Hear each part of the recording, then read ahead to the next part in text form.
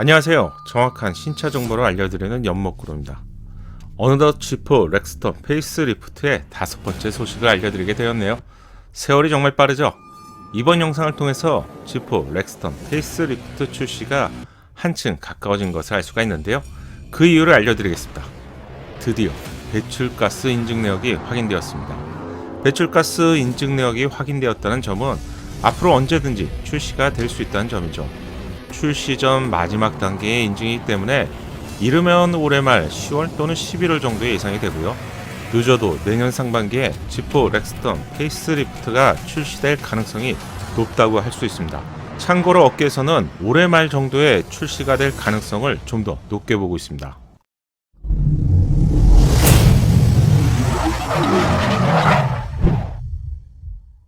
궁금해하실 배출가스 인증 정보부터 보시죠. 따끈따끈한 정보라고 할 수 있는데 지난주 금요일 9월 25일에 배출가스 인증이 확인되었습니다. 이제 겨우 4일 된 따끈따끈한 정보죠. 확인된 내용은 2륜, 4륜 모델에 대한 인증이 모두 완료된 것을 확인할 수 있었고요. 5인승과 7인승 모두 역시 인증이 완료되었습니다. 특이한 점 한 가지가 있는데 그동안 위장막 차량에서 확인할 수 없었던 8단 자동 변속기가 적혀 있는 점을 알 수 있습니다. 이 부분이 정말 중요한 이유가 있는데 기존 지프 렉스턴의 경우 7단 변속기에 200마력이 안 되는 187마력의 최고 출력을 제공했었죠. 이런 이유 때문에 경쟁 차량인 모하비나 팰리세이드보다 심장이 늘 약하다는 평가를 받았습니다. 어쩌면 8단 변속기가 새롭게 제공되면서 출력 등의 개선도 기대해 볼 수 있지 않을까요? 참고로 경쟁 차량인 모하비는 8단 변속기에 260마력, 최대 토크는 57.1을 자랑합니다. 6기통 엔진이라서 렉스턴 4기통 엔진과 객관적으로 비교하기 힘들죠. 팰리세이드의 경우 8단 변속기에 202마력, 최대 토크는 45로 4기통 엔진이라서 지프 렉스턴의 실질적인 경쟁 차량이라고 할 수 있습니다. 하지만 200마력이 여전히 안 되는 렉스턴의 엔진은 언제나 공격의 대상이 되었죠. 쌍용차의 입장에서는 지프 렉스턴이 출시되기 전보다 9마력 정도를 개선해서 출시가 된 것인데요.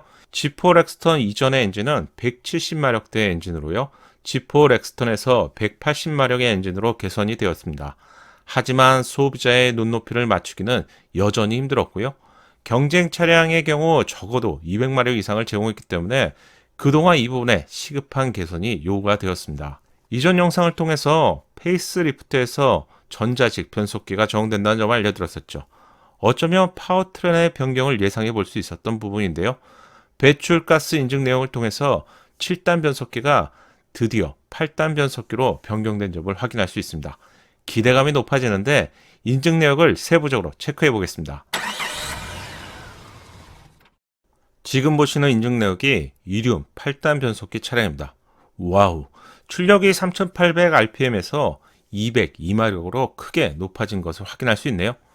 드디어 지프 렉스턴 페이스리프트에서 200마력을 넘게 되었습니다. 수치상으로는 경쟁 차량인 팰리세이드와 완전히 동일하게 되었네요. 해당 자료를 통해서 최대 토크 부분은 확인할 수가 없지만 기존 엔진에서 최대 토크가 42.8이었죠.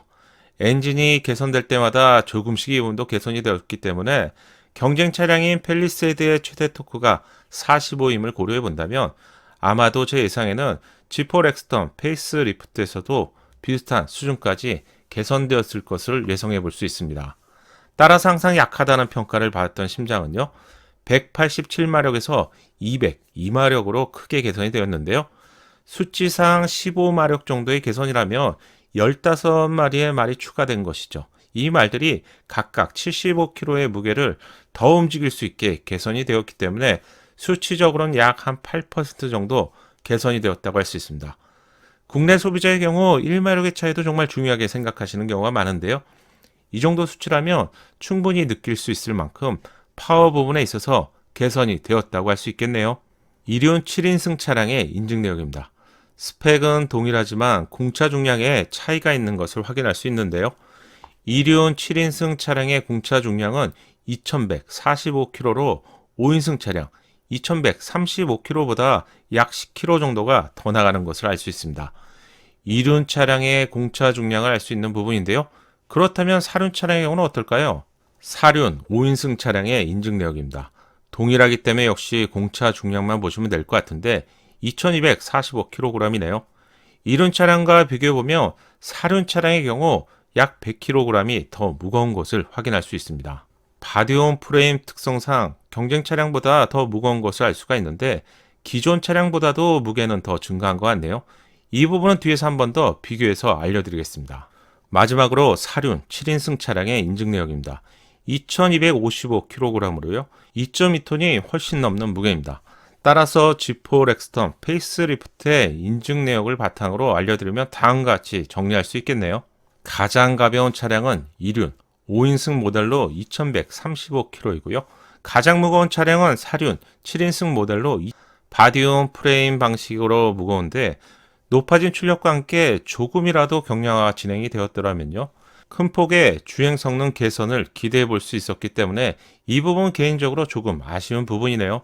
그래도 동일한 바디온 프레임 방식인 모하비와 비교해 본다면 모하비가 2250kg부터 2305kg이기 때문에 거의 비슷한 수준이라고 할 수 있습니다. 그냥 넘어갈 수 없을 것 같아서 기존 G4 렉스턴과 공차 중량을 비교해 봤습니다. 한눈에 보더라도 무게가 증가된 것을 알 수가 있네요. 세부적으로 비교해 보면 이륜과 사륜, 5인승과 7인승에 따라서 73kg에서 75kg의 무게가 증가된 것을 확인할 수 있습니다. 파워트레인의 변경, 반자율 주행 같은 기술이 페이스리프트에서 추가될 것으로 예상이 되기 때문에 다양한 편의 장비가 제공되면서 무게가 증가된 것을 예상해 볼 수 있습니다. 인증 내역을 통해서 변속기가 변경된 것을 알 수가 있었는데 8단 자동 변속기는 어떤 제품으로 변경이 되었을까요? 8단 변속기의 선택지가 현재는 한 두 가지 정도로 예상할 수 있는데요. 현대 파워텍 8단 자동 변속기와 독일 ZF라고 할 수 있습니다. 쌍용차는 기존의 벤츠의 변속기를 사용했기 때문에 독일의 ZF 변속기를 기대하시는 분들이 많을 것 같은데요. ZF 변속기는 독일의 명철을 포함한 벤틀리나 제규어 등에서도 제공되는 좋은 미션으로 평가를 받고 있습니다. 하지만 단점이 있죠. ZF 변속기의 가장 큰 단점은 아무래도 가격이라고 할 수 있습니다. 현재 쌍용차의 재정적인 이유와 또 상황을 고려해 본다면 ZF 변속기가 적용될 가능성은 크지 않을 것 같습니다. 현대차와 기아차를 중심으로 제공되는 파워텍 8단 자동 변속기는 최근에는 최상위 차량에서도 적용되는 변속기죠. 기존의 ZF와 아이신 변속기를 완전히 전환하여서요. 현재는 현대차와 기아차 대부분의 차량에 적용되고 있습니다. 가장 큰 장점은 가성비죠. 또한 안정적인 성능을 제공합니다. 따라서 인증 내역을 통해서 자동 8단 변속기의 내용이 확인되었기 때문에 가능성 면에서는 가성비가 좋은 현대 파워텍 8단 자동 변속기가 새롭게 적용될 가능성이 좀 더 높을 것으로 점쳐볼 수 있네요. 이 부분은 제 예상이니 가볍게만 참고하시면 좋겠습니다. 출시를 앞두고 있는 G4 렉스턴 페이스리프트는 예상보다 많은 부분에서 개선이 이루어진 것을 확인할 수 있습니다.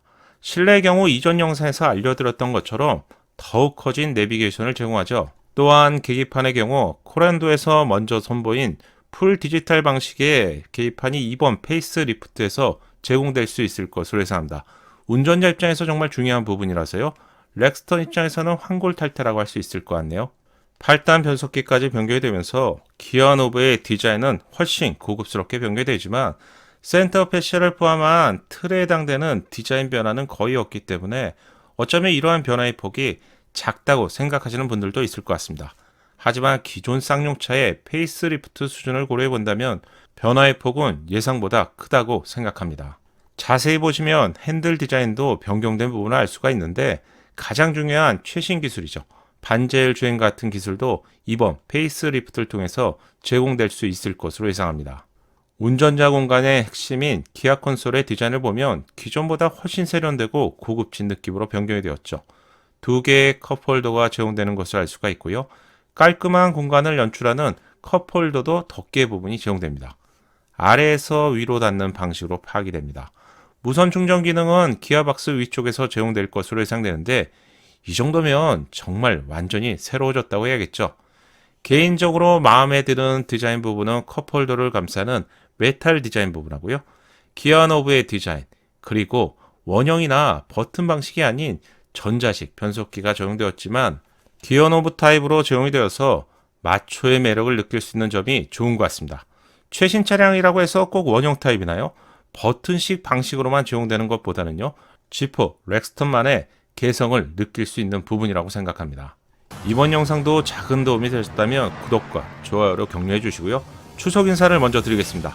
행복하고 따뜻한 시간 보내시길 기원하겠습니다. 연목구름의 신차 정보가 작은 도움이 되셨나요? 신차 정보를 가장 빠르고 정확하게 얻는 방법 아시죠? 새롭게 출시될 신차 소식이 궁금하다면 구독과 알림 설정을 하시고요. 알림 설정을 하셔야 기다리지 않고 자동으로 받아볼 수 있습니다. 감사합니다.